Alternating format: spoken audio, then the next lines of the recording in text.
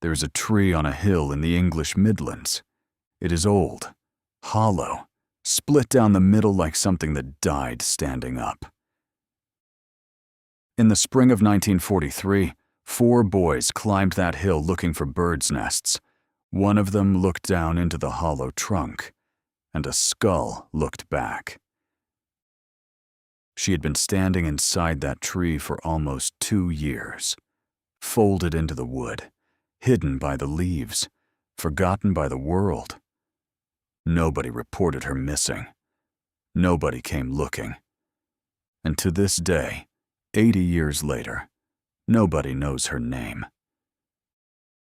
They call her Bella, not because that was her name, because that is the name someone started writing on the walls. April the 18th, 1943. Hagley Wood, Worcestershire. A patch of forest on the estate of Lord Cobham, near a hill called Wychbury. England is 3 years into the war.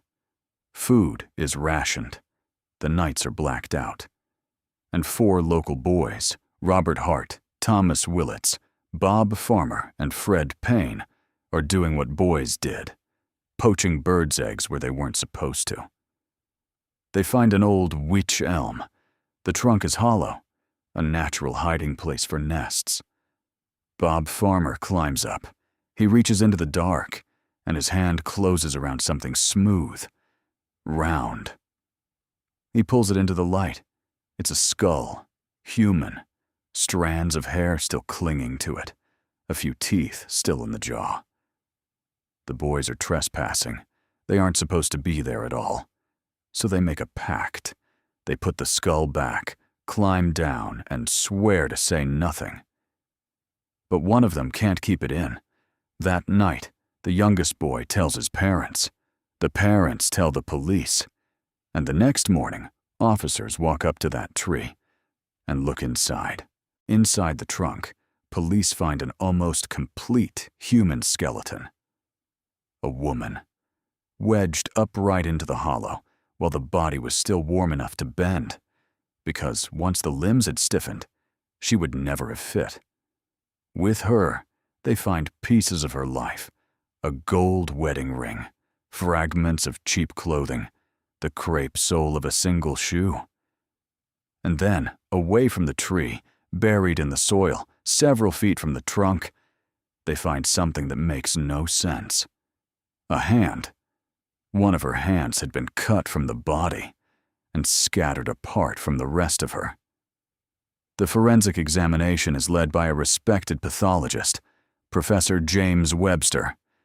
He determines she was a woman, roughly 35 years old, around 5 feet tall.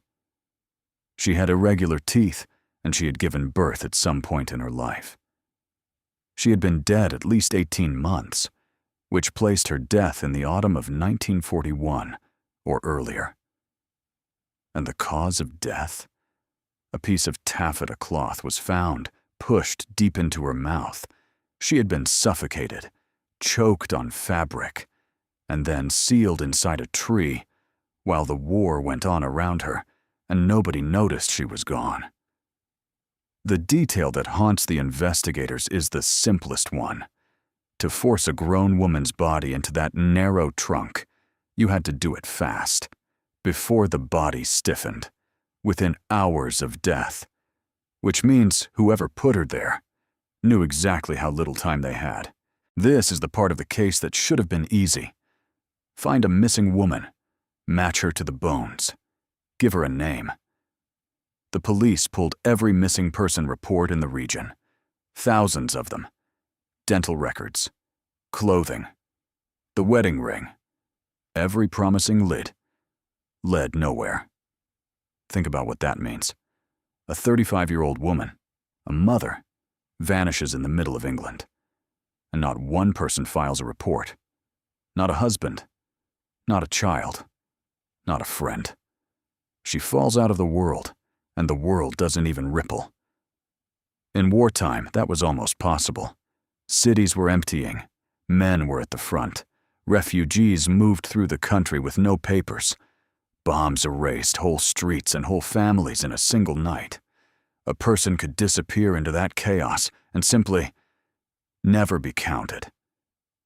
But someone had killed her. Someone had hidden her with care. And for a year and a half, that someone walked free, certain she would never be found. Then 4 boys climbed the wrong tree. Here's where the case stops being a murder and becomes something stranger. In 1944, about a year after the body was found, while police were still stuck, words began to appear, chalked on walls across the Midlands, in a careful, deliberate hand. The first, in Old Hill, read, "Who put Lubella down the witch elm?" Then, on a wall in Birmingham, "Who put Bella down the witch elm? Hagley Wood?" The writer knew things. They knew the body had been a woman. They knew it was in a witch elm. The police hadn't widely confirmed the type of tree. And they knew her name was Bella. The graffiti was never traced. The writer was never found. But they had done something the entire police force could not. They had given her a name. And that name refused to die. For decades, the same question kept reappearing, on walls, on bridges, and on a 200-year-old stone obelisk on Wychbury Hill, where, in white paint, someone wrote, "Who put Bella in the witch elm?" That graffiti has been renewed, again and again, into the 21st century. Somebody, out there, has never stopped asking, so who was Bella? Over 80 years, the answers have only multiplied. The first theory is the saddest. She was nobody. A homeless woman, a sex worker who worked the roads near Hagley, a woman with no family and no fixed home. Exactly the kind of person who could vanish without a single report being filed. Police files reportedly noted a local woman named Bella who worked those roads and who disappeared around 1941. No glamour. No conspiracy. Just a woman the war forgot. The second theory is darker, and it reaches all the way to British intelligence. In 1953, a local newspaper received letters from a woman who signed herself only as Anna. Anna claimed Bella had been part of a Nazi spy ring operating in the Midlands, gathering intelligence on the region's munitions factories. The ring, she said, was a Dutchman, a British officer, and a trapeze artist performing at the Birmingham Hippodrome. Bella, Anna claimed, had learned too much, so they killed her and hid her in the tree. It sounds like fiction, but there was a thread of something real underneath it. In 1941, a German agent named Josef Jakobs was captured after parachuting into England. On him was a photograph of a German cabaret singer named Clara Bauerle, a woman he claimed was to be dropped into the Midlands as a spy. Clara Bauerle was never heard from again after 1941. Was Bella actually Clara, a German agent, silenced and sealed inside an English tree? My 5 looked into Anna's claims. Some of what she said checked out. Most of it led nowhere, and the file went cold again. And then there is the oldest theory of all. A respected anthropologist of the time, Margaret Murray, looked at one detail and saw something ancient. The hand, cut from the body, buried apart. In old European folklore, there is a ritual object called a hand of glory, the severed hand of the dead, used in witchcraft. Murray suggested Bella's death might have been a cult, a ritual killing, the separated hand its dark signature. Locals remembered that the surrounding hills had their own quiet reputation for such things. There is no proof of any of it, but the image lingers, a hand in the soil, a body in a tree, on a hill that people have feared for a very long time. 80 years on, the witch elm is gone, rotted, fallen, lost.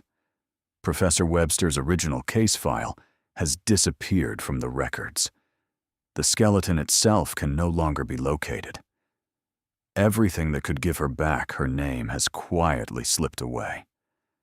All that's left is the question, still appearing in fresh white paint on a hill in the English Midlands. Who put Bella in the Witch Elm? We don't know who she was. We don't know who killed her, or why they cut away her hand, or why no one ever came looking. We only know that for 18 months, she stood inside a tree while the world walked past, and that somebody, somewhere, has spent 80 years refusing to let her be forgotten. We'll use the only name she has, Bella, and we won't forget her either. End card /subscribe Sting.